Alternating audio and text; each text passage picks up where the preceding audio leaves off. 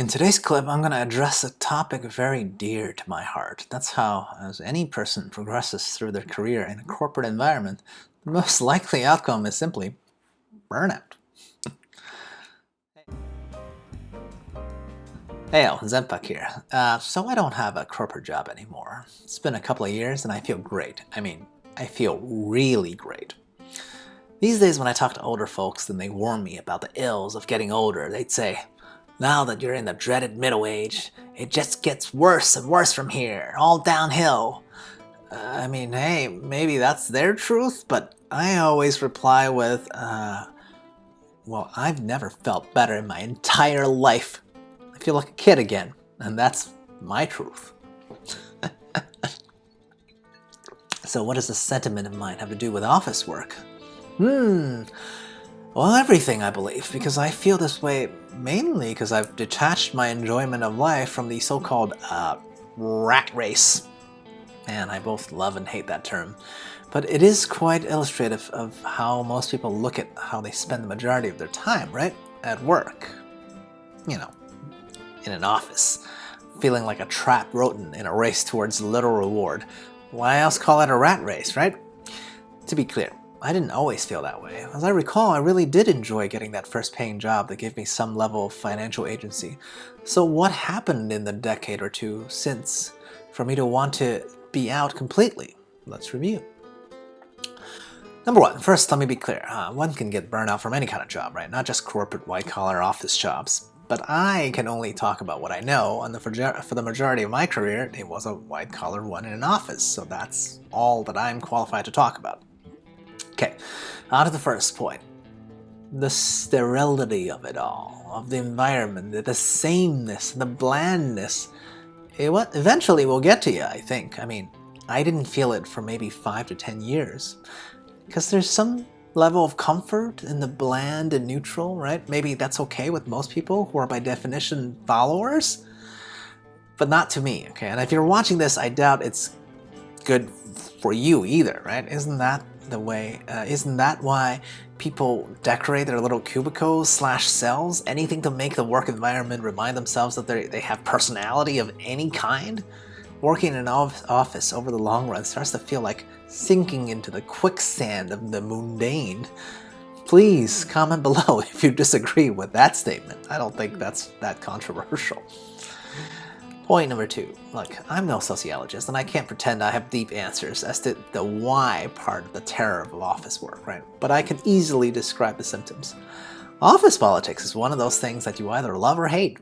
If you love it, you might be a sociopath. And that's cool, no judgment there. Maybe that's why CEOs are all crazy in one way or another, right?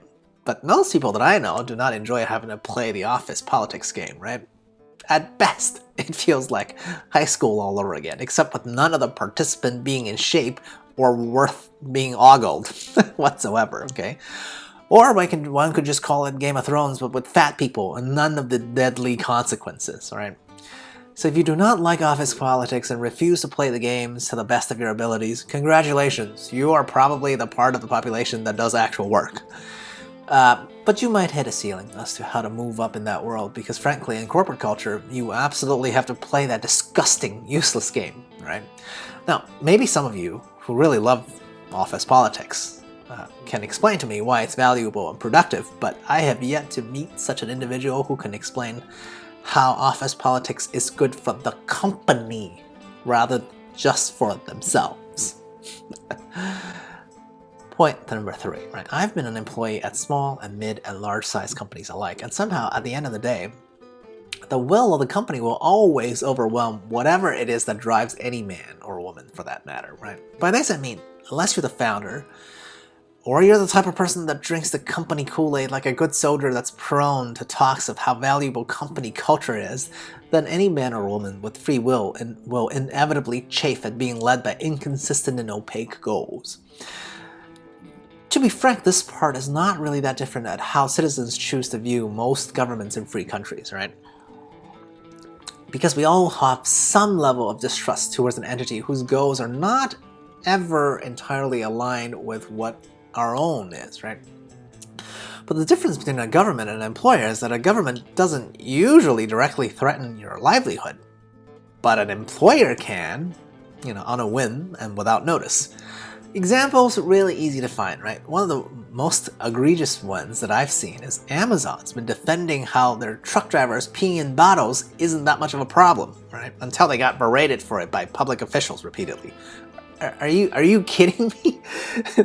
That is a matter of basic human dignity, right? How does one of the richest companies in the world justify not treating their employees with even the modicum of dignity? To me, the reason is simply that a company, as it gets larger, transcends any particular person's ideals and concerns and develops some sort of a Frankenstein version of its own goals and morals. And we end up calling that company culture.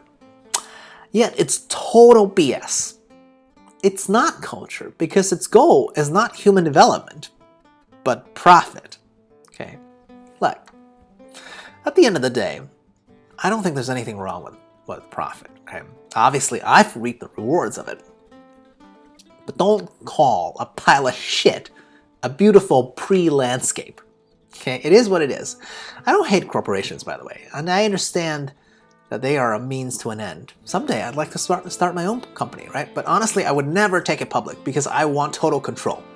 At least then the culture of the company would be a reflection entirely of me, right?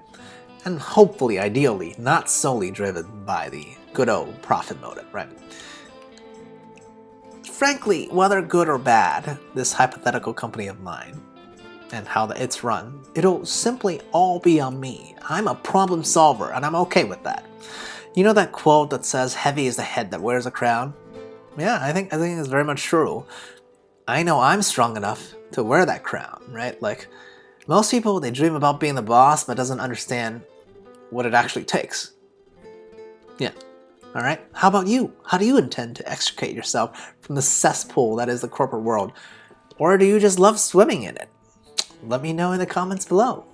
Like, sub, and share, and all that jazz. Cheers.